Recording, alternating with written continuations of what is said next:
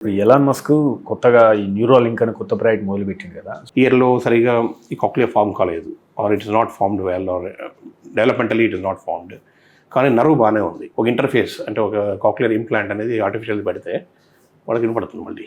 So అట్లా neural interfaces చేయొచ్చు. We can interfere anywhere. This basis of DBS surgery for example, deep brain stimulation of surgery చేస్తాం మేము. అక్కడ electrodes implant చేస్తాం. It happens in Parkinson's disease for example. బయట నుంచి ఒక battery connection చేసి అక్కడ నుంచి ఎలక్ట్రికల్ ఇంపల్సెస్ ఇస్తాం. కెమికల్ టు ఎలక్ట్రిసిటీ జనరేట్ కావాల్సినది ఇక్కడ డైరెక్ట్ ఎలక్ట్రిసిటీ ఇస్తాం.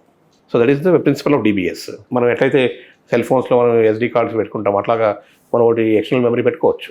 In the future it's all possible. So ఒక టెక్నాలజీ ఉన్నందువల్ల మన బ్రెయిన్కి ఏదో అయిపోతుంది కానీ లేకపోతే దానివల్ల మనకి ఏదో ఇమ్మెన్స్ ఎబిలిటీస్ వస్తాయని ఏం లేదు.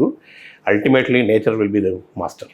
మీరు తీసుకునే అదే మందులు, అదే నాణ్యమైన మందులు మెడ్ ప్లస్ బ్రాండ్స్ పై సగం ధరకే.